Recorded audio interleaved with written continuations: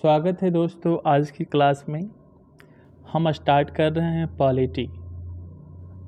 Polity में आपका कुछ बेसिक जो होता है आज हम उसी को कंप्लीट करेंगे। आज करेंगे, कल करेंगे। लगभग 2 से 3 दिन में आपका बेसिक जो होता है हम उसको समझाएंगे आपको। तो इसके पहले की क्लास में मैंने आपको बताया था कि पॉलिटी को हम कहाँ से पढ़ेंगे, कैसे पढ़ेंगे, क्या रणनीति होगा, है ना। मैंने आपको सारा वीडियो में मैंने आपको समझाया है और कहता आपका सारा वहाँ पे लिखा हुआ है।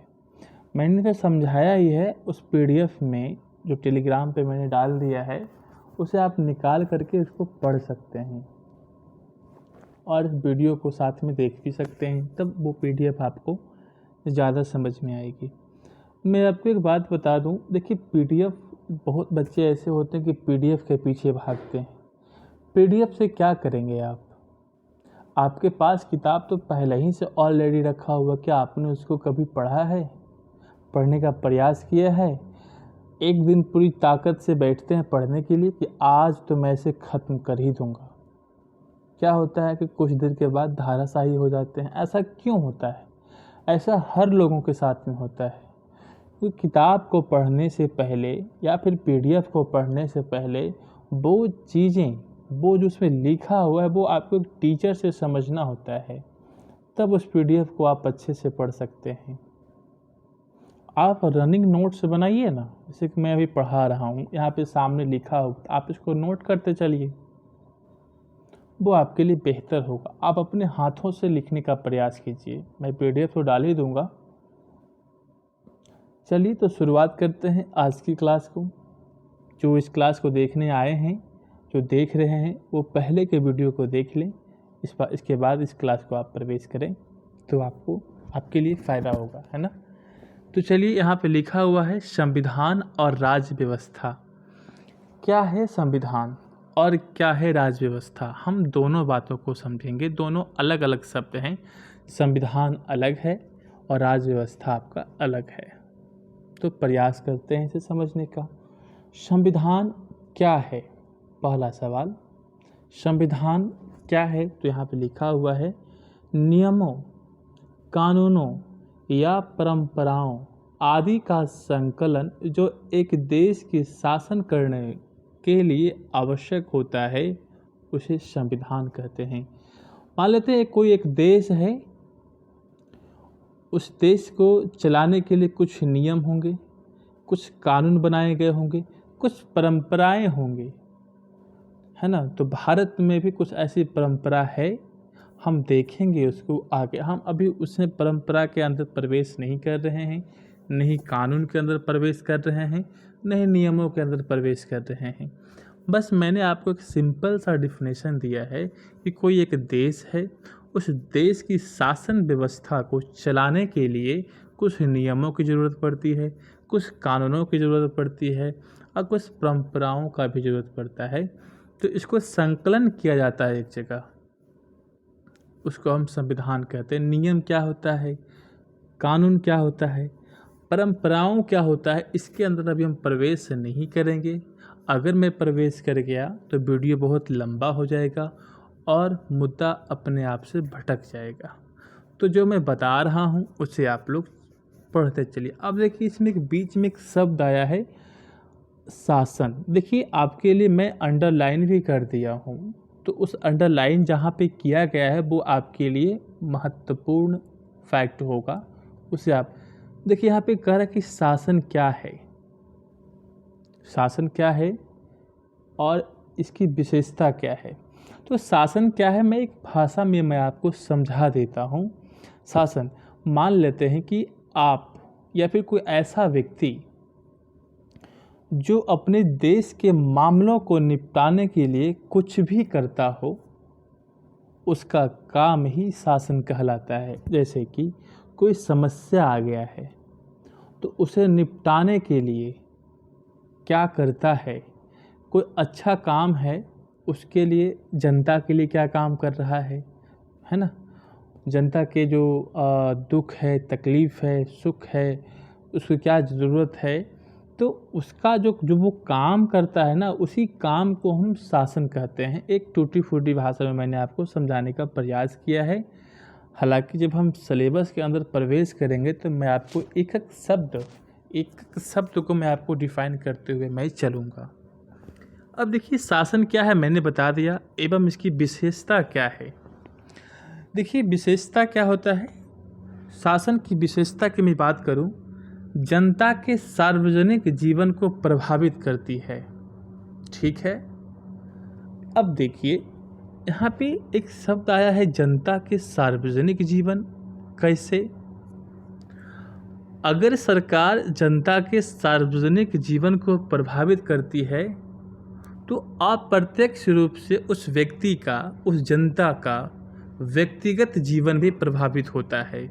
जैसे आप इसे समझने का प्रयास कीजिए। सार्वजनिक जीवन, नौकरी आपका सार्वजनिक है। जैसे कि आप कहीं पे काम करते हैं, आप आईएएस हैं, आप आईपीएस हैं, आप डीएसपी हैं, आप बीडीओ हैं, या फिर आप कहीं क्लर्क हैं, कहीं आप जॉब सेक्टर में हैं, प्राइवेट सेक्टर में, कहीं भी पर आप जॉब कर रहे हो, तो वहाँ पे आपका नियम होता है कि आपको सुबह 7 बजे 8 बजे ऑफिस आना है। ठीक है, तो वहाँ पे सरकार सार्वजनिक हित को प्रभावित कर रही है। आपको 8 बजे जाना होगा तो आपको कितना बजे उठना होगा? 6 बजे। नौकरी से पहले आप उठते थे 10 बजे। मैं एक एग्जांपल दे रहा हूँ, मैं आप इसे समझाने का प्रयास कर रहा हूँ। मैं अगर आपकी नौकरी हुई 8 बजे ऑफिस जाना है तो आपको 6 बजे उठना होगा, तैयार होना है, नाश्ता करना है, नहाना है, जो भी आपका एक काम होता है, दिनचर्या होता है, तो आप उसे करेंगे उस समय। तो क्या हुआ, सार्वजनिक हित को, शासन जो होता है सार्वजनिक हित को प्रभावित करती है, और उस सार्वजनिक हित को प्रभावित करते हुए अप्रत्यक्ष रूप से आपका व्यक्तिगत जीवन प्रभावित हो गया। 8 बजे जाना है, 6 बजे उठना है, तो प्रभावित हुआ ना व्यक्तिगत जीवन। तो मैं इसे समझाने में आपको प्रयास किया है, आपको समझ में नहीं आया है तो आप कमेंट में बताइएगा, और फिर मैं इसको समझाने का फिर से प्रयास करूँगा ऐसे। ठीक है, आगे हम बात करते हैं। अब हम बात करते हैं राज व्यवस्था। राज व्यवस्था क्या है? संविधान को व्यवहार में लाने की व्यवस्था ही राज व्यवस्था है। अब देखिए, संविधान को व्यवहार में लाने के लिए राज व्यवस्था है, तो बिल्कुल। अब संविधान के व्यवहार में हम कैसे लाते हैं?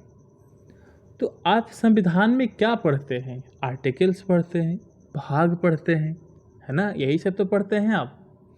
तो संविधान का एक टॉपिक उठाते हैं, क्या एग्जाम्पल है यहाँ पे आर्टिकल 17, अनुच्छेद 17 में क्या है? विधि के अनुसार अस्पृश्यता दंडनीय अपराध है। अर्थात आर्टिकल 17 में क्या लिखा हुआ है? अस्पृश्यता का अंत, मतलब छुआछूत का अंत।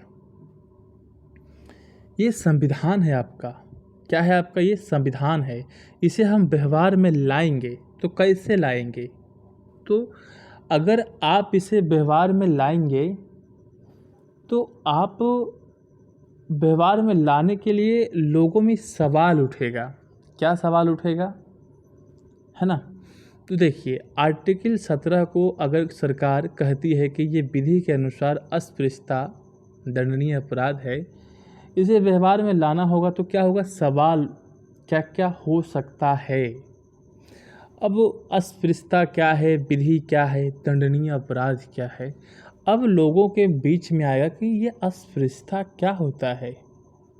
सरकार इसे लागू कर रही है ना, व्यवहार में ला रही है, लोगों को बता रही है कि आप किसी से छुआछूत नहीं करेंगे, तो व्यवहार में ला रही है।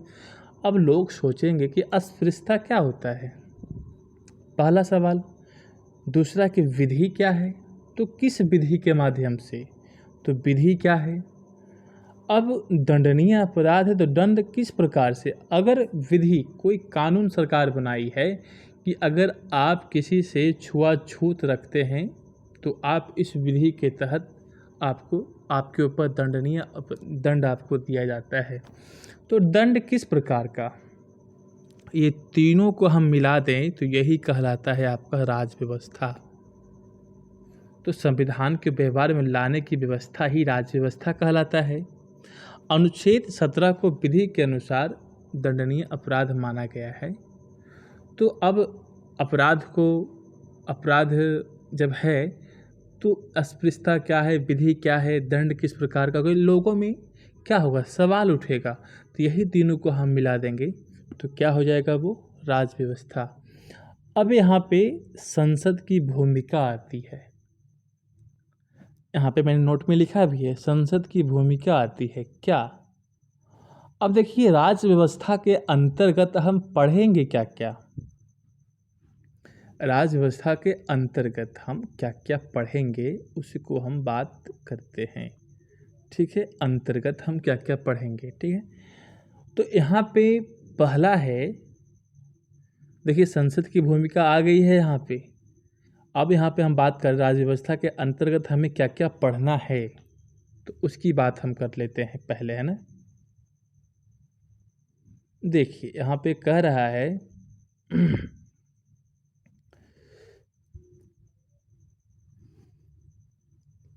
राज्य व्यवस्था के अंतर्गत हम क्या पढ़ने जा रहे हैं। पहला, संसद ने अस्पृश्यता निवारण अधिनियम 1955 लागू किया। ये क्या था, एक विधि था।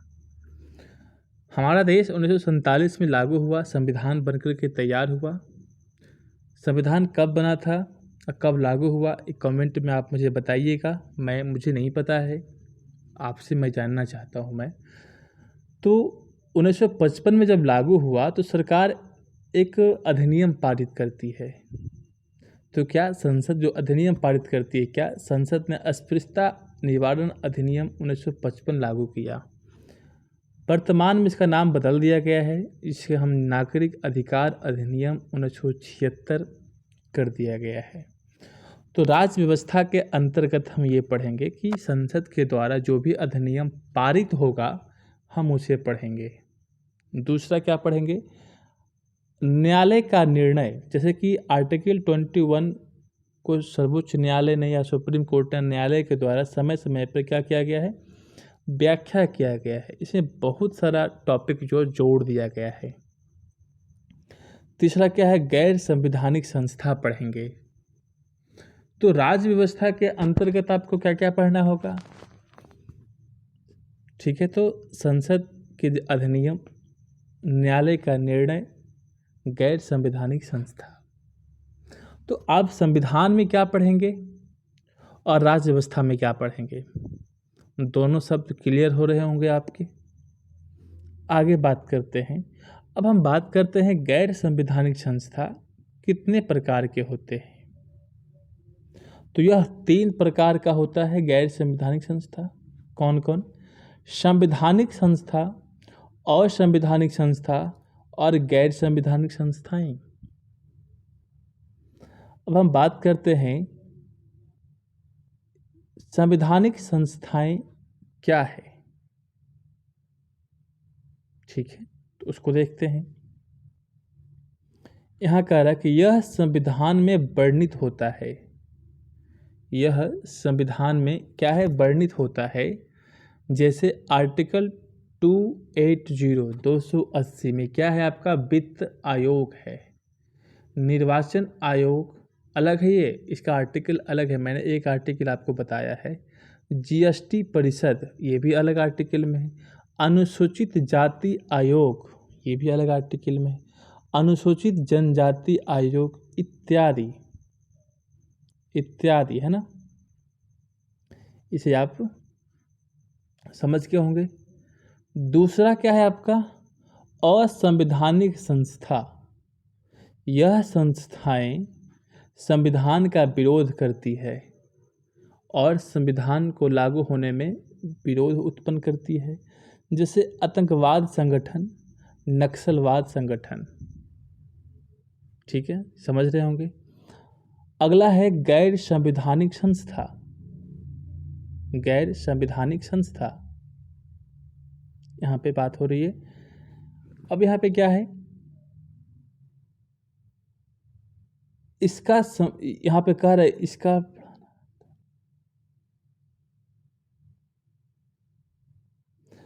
इसका वर्णन होगा यहाँ पे, ठीक है, यहाँ पे बढ़ाना हो गया है। इसका वर्णन संविधान में नहीं होता है, लेकिन यह संविधान को लागू करने में सहायता प्रदान करती है।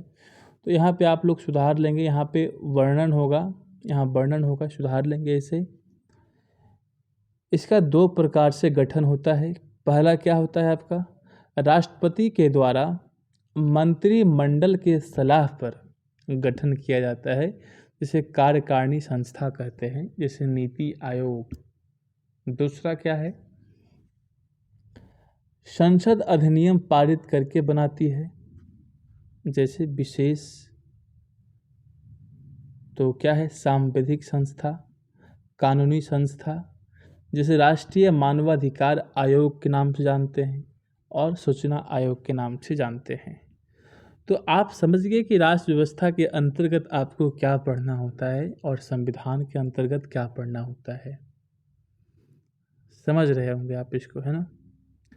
अब हम बात करते हैं संविधान और उसका महत्व तथा वर्गीकरण। संविधान क्या होता है मैंने बता दिया, फिर से एक बार देख लेते हैं। उसका महत्व देखेंगे, उसका वर्गीकरण देखेंगे। सिलेबस नहीं है ये, आपका बेसिक मैं कंप्लीट कर रहा हूँ, मैं उसको समझाने का प्रयास कर रहा हूँ मैं, तभी आप पॉलिटी को समझ सकते हैं। संविधान किसी देश की शासन के लिए आधारभूत सिद्धांत का संकलन है। बिल्कुल सही बात है। इसको संकलन ही क्या रहता है ना, नियमों और इसमें कानूनों परंपराओं का इसमें संकलन तो ही है, मैंने बताया तो ही अभी ऊपर जस्ट, है ना।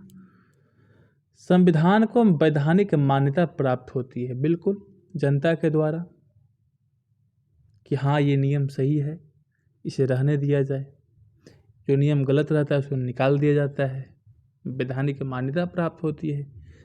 संविधान सर्वोच्च विधि होता है। किसी भी देश का सबसे बड़ा विधि आपका कौन होता है, संविधान होता है, याद रखेंगे। संविधान का महत्व, संविधान का महत्व क्या है हम उसे देखते हैं। संविधान देश की राज्य व्यवस्था को तय करता है। संविधान का महत्व क्या है कि संविधान जो है देश की राज्य व्यवस्था को क्या करता है, तय करता है। कैसे, जैसे कि एकात्मक, संघात्मक, अर्धसंघात्मक, ठीक है। ये बताता है हमारा संविधान कि हमारे देश की राज्य व्यवस्था कैसी होगी, तो एकात्मक होगी, संघात्मक होगी, अर्धसंघात्मक होगी। तो ये सब कौन बताता है आपको, संविधान। अब देखिए एकात्मक में क्या होता है, एकात्मक में शक्तियों का केंद्रीकरण होता है, मतलब कि सारा शक्तियाँ केंद्र के पास चला जाता है, एक के पास चला जाता है ना। संघात्मक क्या होता है, इसमें शक्तियों का विकेंद्रीकरण होता है, जैसे कि केंद्र, राज्य, ग्राम, जिला, ये सब आप जानते ही होंगे, विकेंद्रीकरण होता है। अर्धसंघात्मक, इसमें एकात्मक का भी लक्षण होता है और संघात्मक का भी लक्षण होता है। तो भारत का संविधान अर्धसंघात्मक संविधान है, ये आपका सवाल बन सकता है, ये पहला सवाल है, ठीक है। आगे बात करते हैं। संविधान देश की सरकार का स्वरूप बताती है कि किसी भी देश का सरकार का स्वरूप क्या होगा। अध्यक्षात्मक होगा, मतलब कि कोई राज करता होगा, राजा का शासन होगा। संसदीय प्रणाली, जैसे कि वहाँ पे राष्ट्रपति, प्रधानमंत्री, संसद, इस प्रकार से। अर्ध अध्यक्षात्मक प्रणाली, ठीक है। तो इस प्रकार से सरकार का स्वरूप बताती है। महत्व हम पढ़ रहे संविधान का। संविधान देश की शासन प्रणाली को तय करता है। संविधान जो है कि देश की शासन प्रणाली को तय करता है। कैसे, कि लोकतंत्र होगा कि राजतंत्र होगा। अगला क्या है, संविधान सरकार के अंगों की शक्तियों की सीमा तय करता है। सरकार के अंग कौन सा होता है और उसकी शक्तियों को सीमा तय करता है। तो ये क्या है सरकार का अंग, तो हम इसे समझते हैं, सरकार का अंग क्या होता है, तो इसे समझिए आप। यहाँ बता रहा है कि सरकार का अंग कौन कौन होता है? विधायिका, कार्यपालिका और न्यायपालिका। विधायिका का काम होता है विधि का निर्माण करना। कानून कौन बनाता है? संसद बनाता है। इसे आप सब डिटेल में मैं पढ़ाऊँगा, सब डिटेल में पढ़ाऊँगा। मैं इसे समझा रहा हूँ आपको, ताकि जब आप सिलेबस में प्रवेश करें तो आपको लगे कि हाँ, ये तो बहुत आसान सा है। ठीक है? कार्यपालिका, ये क्या काम करती है? विधायिका अगर विधि बना रही है तो उसे क्रियान्वयन, उसे संचालन करने का काम कौन करती है? कार्यपालिका करती है। न्यायपालिका क्या काम करती है? न्याय देने का काम करती है। देखिए यहाँ पे अब शक्तियों की सीमा, और देखिए सरकार का अंग क्या होता है, उसका कार्य क्या होता है। अब यहाँ पे शक्तियों की सीमा क्या होता है, हम इसे बताते हैं। अगर विधायिका अपने मन से संविधान में संशोधन करती है, मान लेते हैं कि ए कानून पहले ही से था और इसके जगह बी कानून को ला दिया गया है। ठीक है, मेरी बात गौर से समझिएगा। इस कानून में लिखा हुआ था कि, क्या लिखा हुआ था कि पढ़ना बिल्कुल अनिवार्य है। 6 क्लास से NCERT में एक नियम बता रहा हूँ आपको, 6 क्लास से 12 पढ़ना अनिवार्य है। तो संसद ने क्या काम किया, इसे हटा दिया। अब यहाँ पे सर्वोच्च न्यायालय आ गया, कहा कि ये क्या कर रहे हो तुम, चलो बी को हटाओ, जो पहले ए था उसे पढ़ना है। अगर ये बच्चे नहीं पढ़ेंगे NCERT तो IAS कैसे निकालेंगे, कौन बनेगा IAS IPS? तो एक नियम है, मैंने आपको समझाने का प्रयास, ऐसा कुछ नियम नहीं संविधान में, मैं आपको समझाने के प्रयास किया है। ठीक है, अन्यथा इसको आप नहीं समझ लीजिएगा कि हाँ मास्टर ये बताया तो ये नियम सही होगा। मैंने आपको समझाया है, मैं बार बार बोल रहा हूँ इसे। ठीक है, चलिए आगे बात करते हैं। अगला क्या है, अब समझ गए होंगे सरकार के अंग शक्तियों का सीमा किस प्रकार से तय होता है ना। अगला है कि कार्यपालिका को ही सरकार कहते हैं और इसे सरकार का इंजन की संज्ञा दिया जाता है। तो ये विधियों को क्रियान्वयन करती है ना, संचालन करती है ना, इसे ही सरकार की संज्ञा दिया जाता है कार्यपालिका को, और सरकार का इंजन कार्यपालिका को कहा गया है। आप समझ के होंगे। अब हम पढ़ने जा रहे हैं संविधान का वर्गीकरण। पहला क्या है, उत्पत्ति के आधार पर।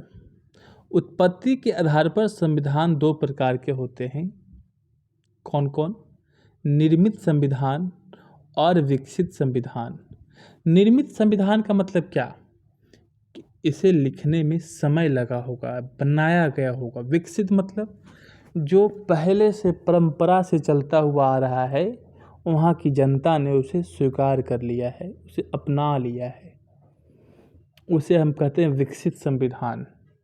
और निर्मित मतलब कि उसे समय लगा है। भारत के संविधान को लिखने में 2 साल, चलिए आप बताइए इसको, 2 साल 11 महीना 18 दिन लगा है, चलिए मैंने बता दिया इसको।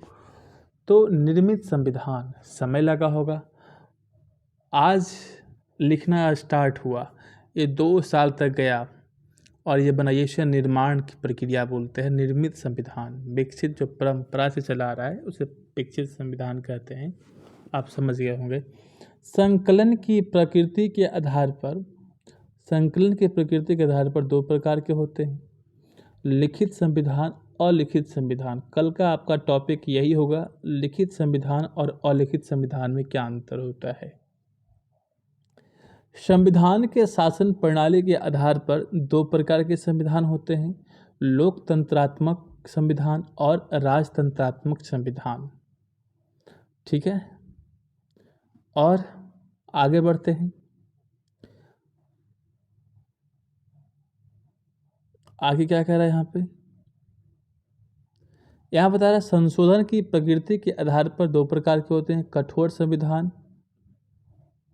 और यहाँ लचीला संविधान होता है।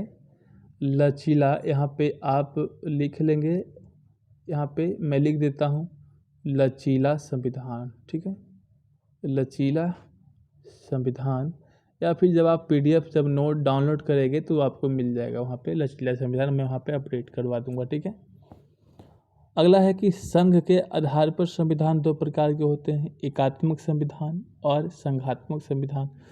देखिए, संविधान हमारे यहाँ इतने प्रकार के संविधान नहीं हैं, पर ये संविधान कितने प्रकार के होते हैं वर्गीकरण किया है मैंने, तो उतने प्रकार से संविधान को मैंने यहाँ पे बताया है आपको। ठीक है, तो आज इतना समझ गए। कल का आपका टॉपिक होगा लिखित संविधान, लिखित संविधान और अलिखित संविधान में अंतर देखेंगे, और कुछ हम जो आगे होगा हम उसे ऐड कर देंगे। तो फिर मिलते हैं कि नेक्स्ट वीडियो में। आज का क्लास इतना ही। आपको क्लास कैसा लगा कमेंट में ज़रूर बताइएगा। क्या मैं अच्छे से समझा रहा हूँ, क्या आपको हमारे पढ़ाने का तरीका आपको समझ में आ रही है, कहानी की तरह मैं पढ़ाता हूँ। और इसे आप नोट्स ज़रूर बनाइएगा, तब आपको ये ज़्यादा कारगर सिद्ध होगा आपके लिए। ठीक है, तो मिलते हैं दोस्तों फिर से एक नई वीडियो में। बाय।